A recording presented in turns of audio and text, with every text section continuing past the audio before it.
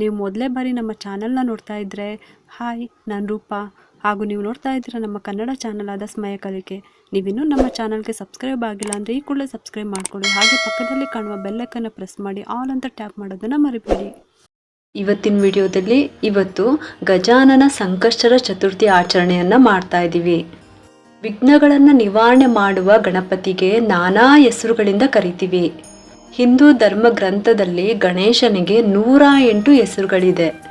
ಅವುಗಳಲ್ಲಿ ತುಂಬಾನೇ ಮುಖ್ಯವಾದ ಹೆಸರುಗಳು ಯಾವುದು ಅಂತ ಇವತ್ತಿನ ವಿಡಿಯೋದಲ್ಲಿ ತಿಳ್ಕೊಳ್ಳೋಣ. ಮೊದಲನೇದಾಗಿ ವಕ್ರತುಂಡ. ವಕ್ರತುಂಡ ಅಂದರೆ ಸಾಮಾನ್ಯವಾಗಿ ವಕ್ರತುಂಡ ಎಂದರೆ ಬಾಗಿದ ಸೊಂಡಿಲು ಎಂದರ್ಥ. ಆದರೆ ಸಂಸ್ಕೃತದಲ್ಲಿ ಬೇರೆ ಅರ್ಥ ಇದೆ. ವಕ್ರತುಂಡ ಎಂದರೆ ತಪ್ಪು ದಾರಿಯಲ್ಲಿ ನಡೆಯುವವರನ್ನು ಸರಿಪಡಿಸಿ ಸರಿ ದಾರಿಯಲ್ಲಿ ನಡೆಯುವಂತೆ ಮಾಡುವವ ಎಂದರ್ಥ. ಎರಡನೇದಾಗಿ ಏಕದಂತ. ಏಕದಂತ ಅಂದರೆ ಒಂದು ಹಲ್ಲು ಇರುವವನು. ಗಣಪತಿಯ ಸೊಂಡಿಲಿನಲ್ಲಿ ಒಂದು ದಂತ ಮುರಿದಿದ್ದು ಇನ್ನೊಂದು ದಂತ ಮಾತ್ರ ಇರುವುದು ಸಾಂಕೇತವಾಗಿ ಜಗತ್ತಿಗೆ ಒಬ್ಬನೇ ಬ್ರಹ್ಮ ಎಂಬುದನ್ನು ಸೂಚಿಸುತ್ತದೆ. ಮೂರನೇದಾಗಿ ಕೃಷ್ಣ ಪಿಂಗಾಕ್ಷ. ಕೃಷ್ಣ ಪಿಂಗಾಕ್ಷ ಅಂದರೆ ಭೂಮಿ ಮತ್ತು ಮೋಡವನ್ನು ಕಣ್ಣುಗಳನ್ನಾಗಿ ಹೊಂದಿರುವವನು. ಕೃಷ್ಣ ಎಂದರೆ ಕಪ್ಪು, ಪಿಂಗ ಎಂದರೆ ಮುಸುಕಾದ, ಮತ್ತೆ ಅಕ್ಷ ಎಂದರೆ ಕಣ್ಣು. ಭೂಮಿಯಿಂದಲೇ ಎಲ್ಲವನ್ನು ನೋಡಲು ಶಕ್ತಿ ಇರುವವನು ಎಂದರ್ಥ. ನಾಲ್ಕನೇದಾಗಿ ಗಜವಕ್ರ. ಗಜವಕ್ರ ಎಂದರೆ ಆನೆಯ ಮುಖವನ್ನು ಹೊಂದಿರುವವನು ಎಂದರ್ಥ. ಸಾಕಷ್ಟು ಜ್ಞಾನವನ್ನು ಹೊಂದಿರುವವನು ಎಂಬ ಅರ್ಥ ಬರುತ್ತೆ. ಐದನೇದಾಗಿ ಲಂಬೋದರ. ಲಂಬೋದರ ಅಂದರೆ ದೊಡ್ಡ ಹೊಟ್ಟೆಯನ್ನು ಹೊಂದಿರುವವನು ಎಂದರ್ಥ. ಎಲ್ಲವನ್ನು ಒಳಗೊಂಡಿರುವವನು ಎಂಬ ಅರ್ಥವಿದೆ.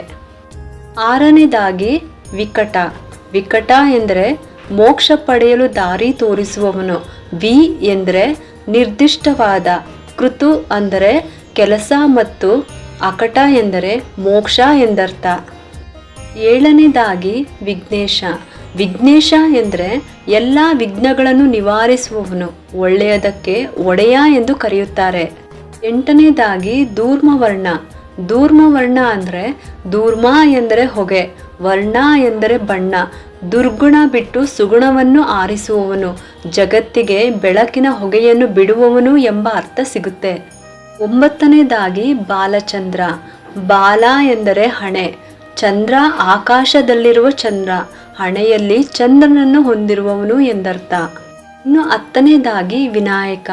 ವಿನಾಯಕ ಎಂದರೆ ನಾಯಕನ ಗುಣ ಹೊಂದಿರುವವನು ಎಂದರ್ಥ ವಿನಾಯಕ. 11ನೇದಾಗಿ ಗಣಪತಿ. ಗಣಪತಿ ಎಂದರೆ ಗಣಗಳಿಗೆ ಅಧಿಪತಿ ಎಂದರ್ಥ, ಅಂದರೆ ದೇವರುಗಳಿಗೆ ಅಧಿಪತಿ ಎಂದರ್ಥ. 12ನೇದಾಗಿ ಗಜಾನನ. ಗಜಾನನ ಅಂದರೆ ಆನೆಯ ಮುಖ ಹೊಂದಿರುವವನು ಎಂದರ್ಥ. 13ನೇ ಹೆಸರು ಬಂದು ವ್ರತಾಪತಿ. ವ್ರತಾಪತಿ ಅಂದರೆ ವ್ರತ ಮಾಡುವಾಗ ಗಣಪತಿಗೆ ಮೊದಲ ಪ್ರಾಶಸ್ತ್ಯ, ಸ್ತೋತ್ರ ಮಂತ್ರವನ್ನು ಹೇಳಿಕೊಡುವವ ಎಂದರ್ಥ. 14ನೇ ಹೆಸರು ಬಂದು ಮಂಗಳಮೂರ್ತಿ.